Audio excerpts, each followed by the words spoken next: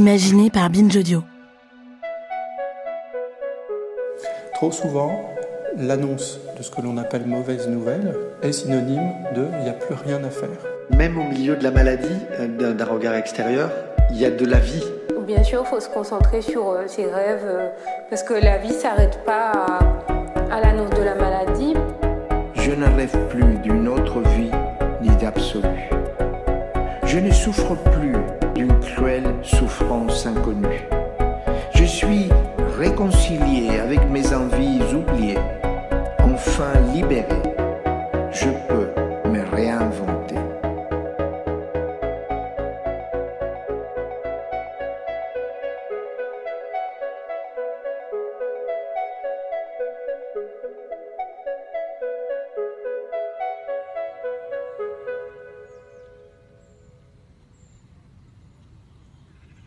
J'ai grandi dans la cité HLM de l'Aqua Boulevard à Paris 15e, exactement.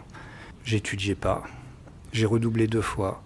Et j'ai très vite compris que la pâtisserie pouvait être un atout pour s'en sortir.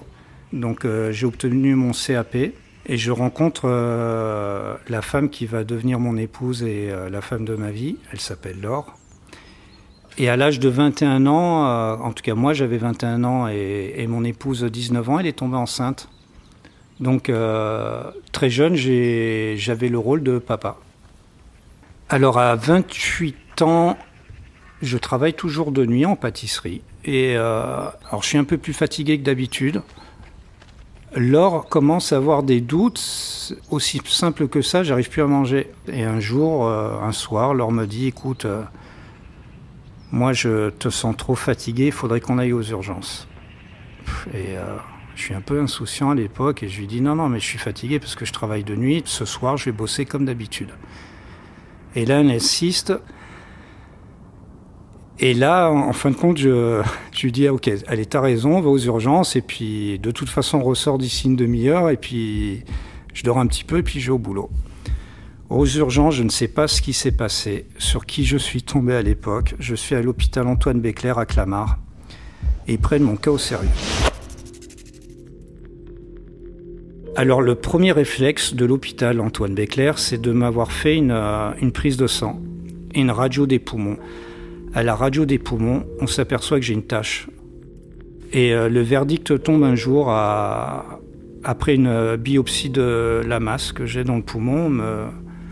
En tout cas, on dit à mon épouse, moi on me le dit pas. Et entre 2 couloirs d'hôpitaux, on annonce à ma femme que j'ai un cancer. Alors moi, je sais rien de tout ça. Elle m'a protégé au maximum. Moi, je trouve ça très drôle en vrai. Je suis transféré en ambulance. J'arrive en réa à Gustave Roussy. Je sais pas que j'ai un cancer. On me présente mon lit. Et ensuite, au bout d'1 heure, un médecin vient me voir et m'annonce le verdict. Vous avez un cancer, Eric. On va éventuellement pouvoir me le soigner. Donc je commence ma période de malade. Je sais que les gens de réanimation de Gustave Roussy savent que mon cas est désespéré, je vais y revenir dessus, mais ils m'autorisent tout. Ils veulent me mettre à l'aise. Eric, tu as besoin de quoi ? Eh ben moi j'ai besoin de mes cassettes audio pour écouter mes albums de rap. Donc pas de souci, on me branche je crois que ça s'appelle un radiocassette, et je peux écouter ma musique de rap. Donc déjà, premier élément, c'est bon, je navigue au milieu de ma musique, tout va bien. Et ensuite, alors j'ai pas des caprices de star ni de gamin mal élevé. On me demande de quoi j'ai besoin. Alors je leur dis une PlayStation. Et ils font tout, Gustave Roussy, pour me trouver de quoi jouer en chambre de réa avec mes copains de cité. Bon bref, moi tout ce que je sais, c'est que je reçois l'info comme quoi ils font tout pour que le séjour se passe bien. Donc je sais que j'ai un cancer, mais je sais pas qu'il est grave. Donc la stratégie de Laure a été simple et efficace. Chaque personne qui rentre dans la chambre d'hôpital est briefée. Il est hors de question de le plaindre. Il est hors de question de pleurer, sinon c'est la dernière fois que tu le vois. On garde le sourire et on vit au jour le jour. Donc on commence éventuellement les premiers traitements.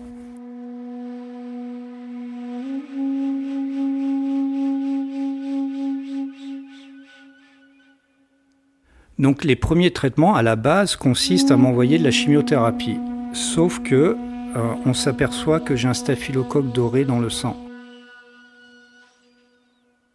C'est-à-dire que la chimiothérapie ne peut pas être administrée.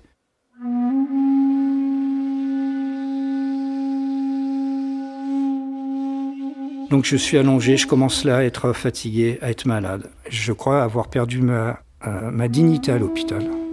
Et moi j'ai des souvenirs d'un gars qui faisait ma toilette.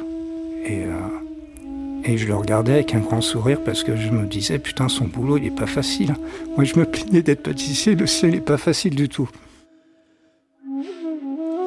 Pendant le staphylocoque doré, le cancer, il est entre le cœur et le poumon, c'est la région du médiastin. Et c'est un cancer dit fulgurant. Et c'est le cercle infernal. On annonce à ma femme qui, à l'époque, a 26 ans, que son mari, il lui reste en théorie 6 mois d'espérance de vie. Il me sauve de 3 arrêts cardiaques. J'imagine l'enfer qu'elle a vécu. Ensuite, je fais une embolie cérébrale. Je deviens paralysé de tout le côté droit. Et un soir, je m'en rappellerai toute mon existence, Laure me donne à manger et j'ai cru voir le désespoir dans ses yeux. Et tout ce que je sais, c'est que je me suis dit, tu vas pas être un fardeau pour ta femme.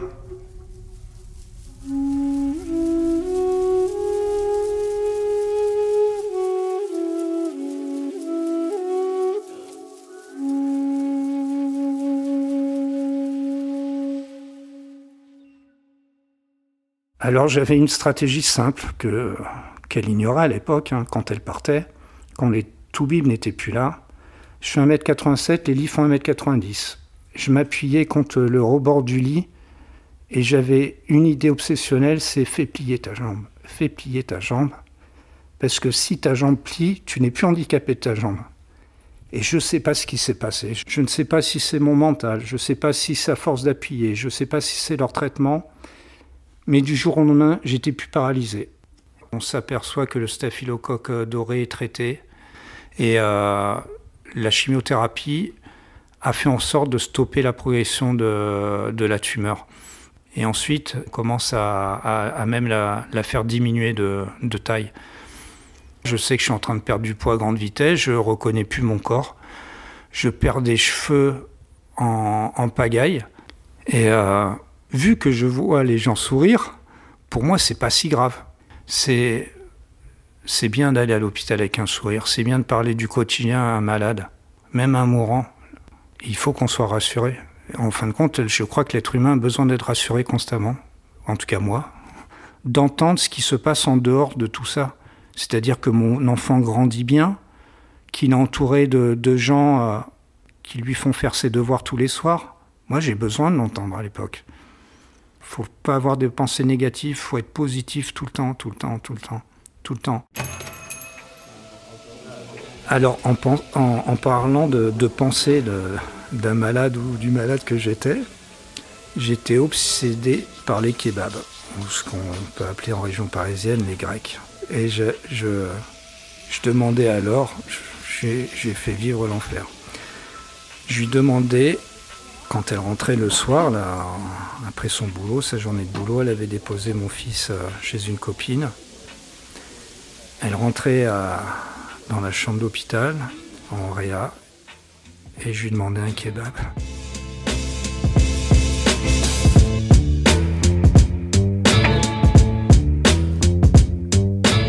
Et elle partait m'acheter le sandwich que je désirais, avec la sauce que je voulais, avec une petite sauce mayonnaise. Elle revenait avec la boisson que je nommerai pas, tout comme il fallait. En fin de compte, le repas idéal pour un malade à l'hôpital, en tout cas mon repas idéal, et rien que l'odeur, je vomissais. Et c'est pas grave, parce que j'avais ce moment de bonheur. Et tout ce que je sais, c'est que même en réanimation, on a des moments de bonheur.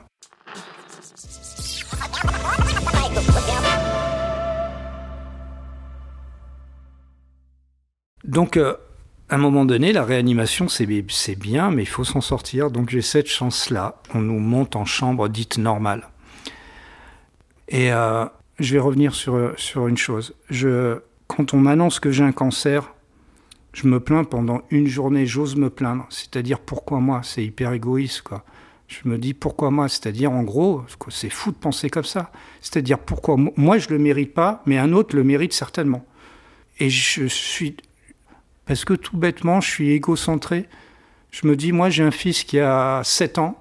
C'est pas normal, il a besoin de son père. J'ai une femme qui est jeune, j'ai 28 ans. En gros, bien évidemment, je ne souhaite pas la mort de qui que ce soit, mais j'aurais préféré que ce soit un autre.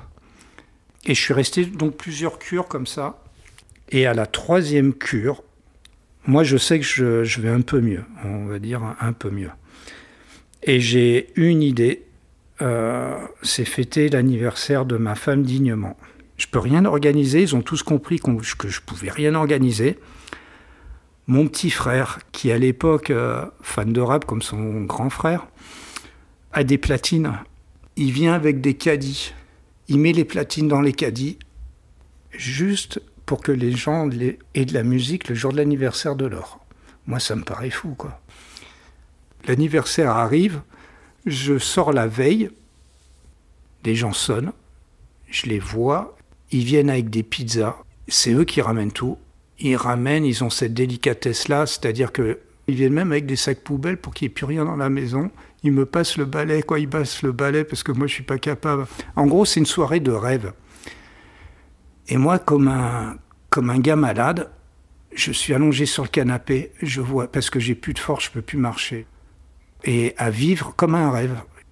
Je vois les gens faire la fête, c'est assez relatif, avec un gars qui est en train de mourir peut-être dans l'appart. Mais en tout cas, tout le monde est là pour amener une énergie positive.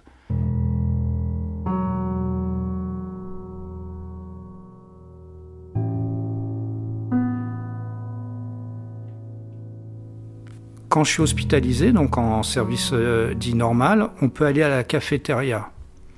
Et c'est mon plaisir absolu. C'est de descendre, boire un café que je prendrais plus ou moins en entier, c'est pas grave. Je suis au milieu de la vie. Alors bien sûr, on est tous malades, on est tous dans un sale état, mais il y a énormément de vie, c'est des moments de vie tout simples, quoi. Et je tombe un jour sur le professeur, il s'appelle Zahar. Et je lui dis, monsieur, vous m'avez sauvé la vie. Et il me dit, non, vous êtes sauvé tout seul.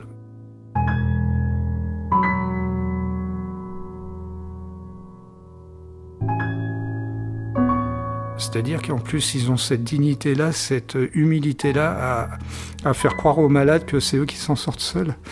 C'est pas mal quand même. Et je rencontre plein de malades. C'est-à-dire qu'on a des chambres de 3 à l'époque. Et on se fait des potes parce qu'on vit le même enfer. Moi, à 28 ans, j'ai pris une leçon de vie. Vraiment. Alors il faudrait peut-être commencer par ça. Voir la mort pour comprendre que la vie est précieuse. Très tôt.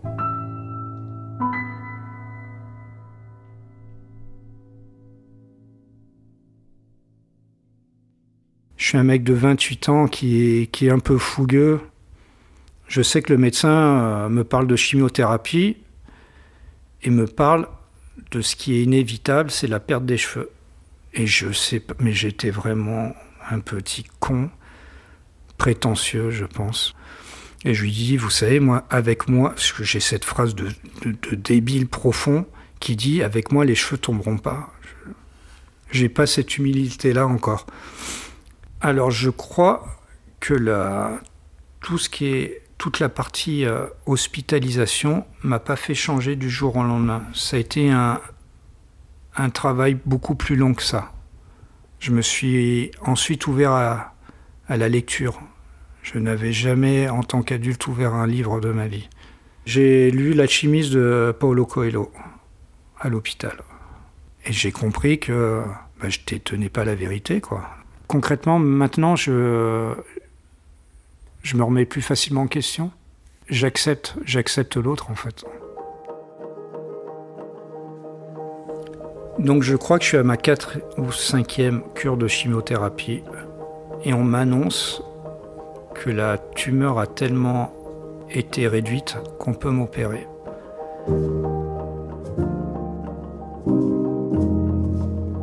Quand on me dit on va t'opérer, pour moi c'est tu vas guérir, tu vas être soigné, c'est fini.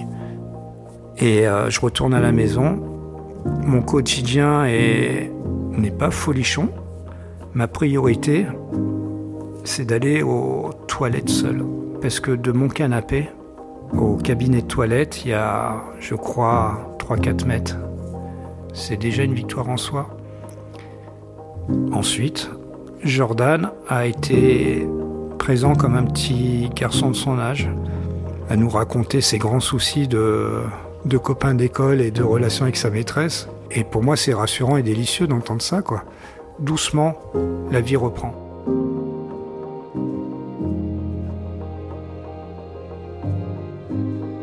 J'ai qu'une envie, c'est d'aller voir Biga Tidjani, qui est entraîneur de Muay Thai et qui m'avait pris sous son aile à l'époque.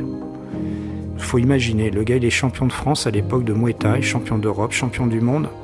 Et vu que c'est des sports où l'argent n'est pas roi, il est vendeur dans un magasin de sport. Et on va aller le voir dans son magasin. Je lui dis, tu me reconnais Tidjani ou pas? Il me dit, mais bien sûr, mais vous savez, genre, pour me rassurer, oui, bien sûr, Eric, je te reconnais.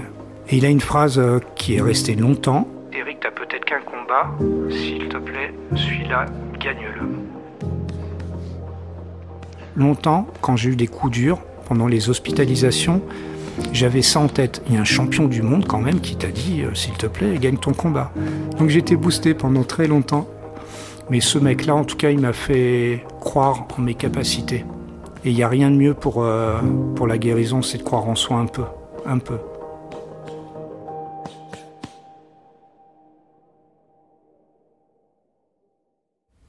Et donc, je reprends la kiné fonctionnelle. Et au bout de peu de temps, je fais du rameur chez mon kiné. Je fais du vélo ensuite chez mon kiné. Et je sais pas ce qui m'a pris. J'ai pris des baskets que j'avais. Et j'ai été faire un footing de 5 minutes.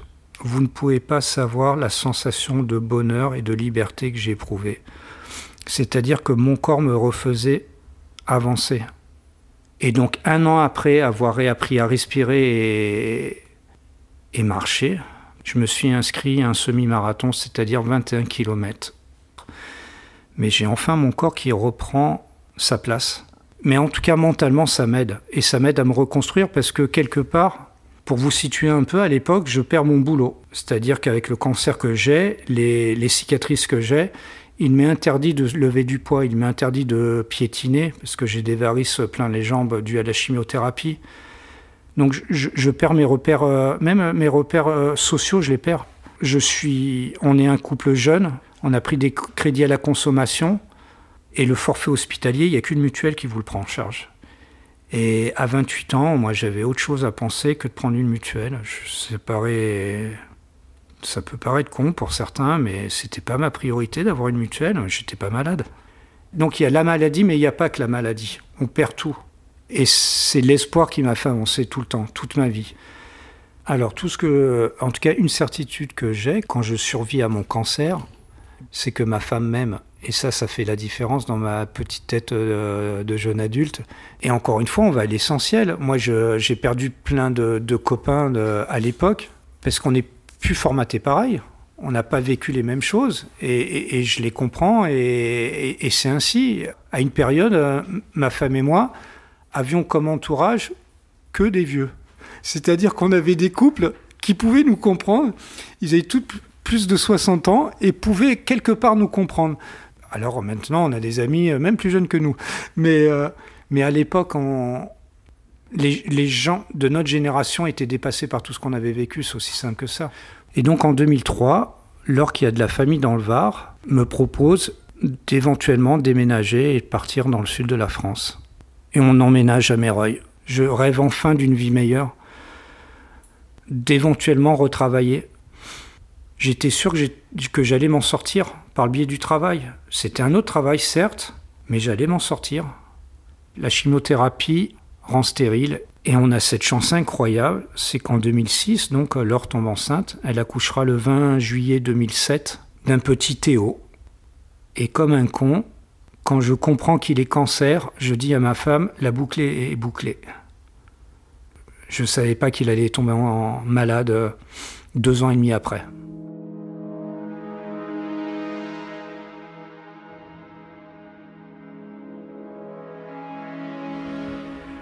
Théo fera jusqu'à plus de 10 crises d'épilepsie par matinée à la crèche. La crèche nous appelle. Alors forcément, on va aux urgences à la Timone, à Marseille. Et il s'avère que Théo a une tumeur au cerveau. Alors le médecin me reçoit. J'entends qu'il a une tumeur au cerveau, mais je sais pas si... Je crois que je suis dans le déni. En tout cas, je comprends pas. Et j'ai ce réflexe-là, dire mais on lui donne quoi comme traitement ? Pour moi, j'ai plus pris comme info épilepsie plutôt que tumeur. Et le médecin insiste. À force d'insister, j'ai compris que mon fils, qui a 2 ans et demi, a une tumeur au cerveau.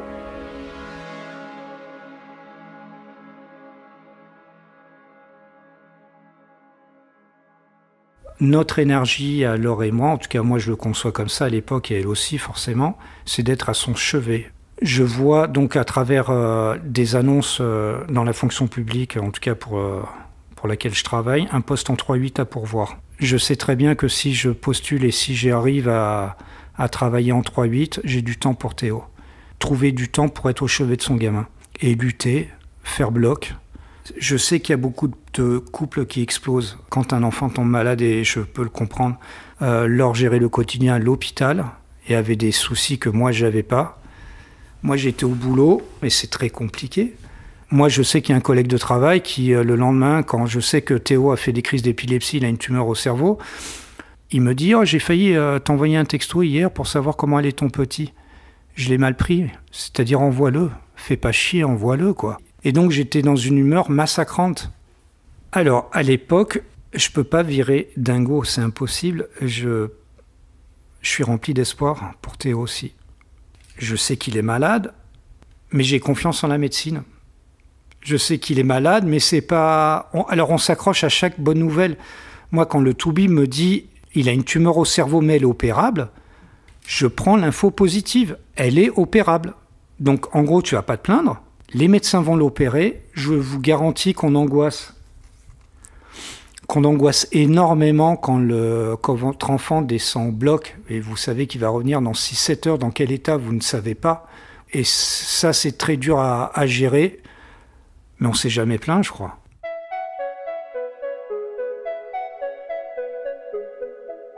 Alors actuellement, Théo a 15 ans. Il suit une scolarité normale, il est guéri et il va bien. C'est un enfant différent. Sa différence fera sa force, j'en suis convaincu. C'est un enfant unique, tourné vers les autres. Il est bienveillant.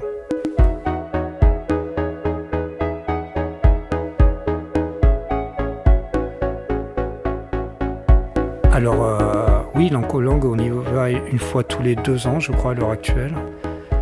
Mais on a peur. Ça sera une vie à avoir quelques angoisses, et puis ça n'empêche pas d'être heureux, ça n'empêche pas de vivre en toute insouciance de temps en temps. Malgré tout ça, la vie est belle, quoi.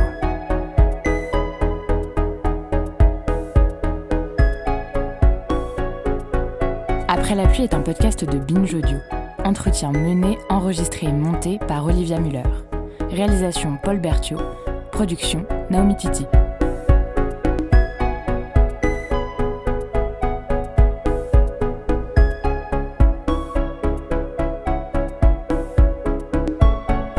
Si vous aussi vous souhaitez témoigner sur des thèmes qui touchent à la santé mentale, écrivez-nous à l'adresse aprèslapluie@binge.audio ou sur le compte @aprèslapluie podcast sur Instagram.